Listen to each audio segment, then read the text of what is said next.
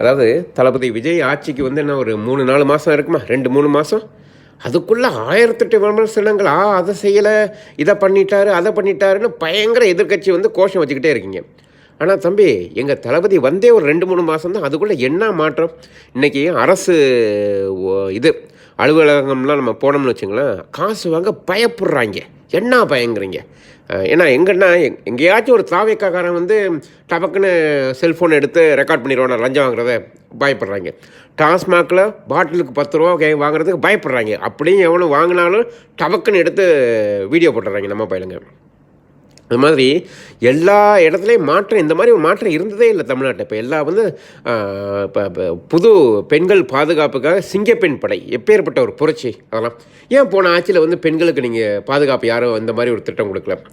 இப்போ சமீபமாக நம்ம அமைச்சர் ஒருத்தர் அந்த அதாவது அரசு பள்ளியில் இருக்க மாணவர்களுக்கு வாரத்தில் ஒரு நாள் சிக்கன் பிரியாணி போடலாம், கோழி பிரியாணி போடலாம் அப்படின்னு ஒரு இதை சொல்லியிருக்காரு. அதில் இது ஏன் ஒரு 50 வருஷமாக ஐயா காமராஜர் சத்துணவு திட்டம், அதாவது ஐயா காமராஜர் வந்து மதிய உணவு திட்டம் கொண்டு வந்ததுக்கப்புறம் ஏன் அதை வந்து முன்னேற்றி வாரத்தில் ஒரு நாள் பிரியாணி, ஒரு 2 நாள் இறைச்சி போட்டு அரசு பிள்ளைகளுக்கு சாப்பாடு கொடுத்துருக்கூட? அப்போது 50 வருஷமாக சரியாக கேள்வி கேட்க ஆள் இல்லை. ஏன்னா இவங்க வந்தால் அவங்க சமாளிக்கிறாங்க, அவங்க வந்தால் இவங்க சமாளிச்சுக்கிறாங்க. இவங்களும் ஒரு அண்டர்ஸ்டாண்டிங்கில் போயிருக்காங்க இப்போ இருக்குது. ஆனால் இப்போ புதுசாக ஒரு கட்சி, புதுசாக 3ஆவதாக ஒரு டீமை இறக்கியிருக்காங்க.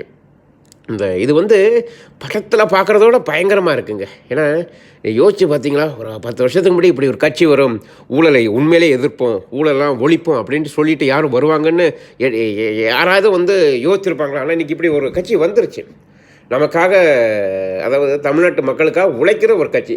அதுக்குன்னு வந்து தளபதி விஜய் வந்து ரொம்பலாம் அழட்டிக்கல. தான் வேலை என்னவோ அது சரியாக செய்கிற ஒரு அரசியல்வாதியோட வேலை என்ன? மக்கள்கிட்டேருந்து வர வரி பணத்தை மக்களுக்கு நல்ல நலத்திட்டமாக மாற்றி கொடுக்கணும். அதை சரியாக செஞ்சுக்கிட்டு இருக்காரு. எங்கேயும் ஊழல், லஞ்சம், கரப்ஷனை குறைக்கணும், ஒழிக்கணும், அதையும் செஞ்சுக்கிட்டு இருக்காரு. இதை செய்யாமல் தான் மற்ற அரசியல் கட்சினா என்ன இதுலேருந்து என்ன தெரியுது? நம்ம நாட்டை வந்து ஆள தெரியாத ஆட்களுக்கு நாட்டை ஆளுறதுக்கு கொடுத்துருக்கோம். ஆனால் இன்றைக்கி தளபதி வந்தோடனே ஆட்டம் மாறிடுச்சு. ரொம்ப சந்தோஷமாக இருக்குது.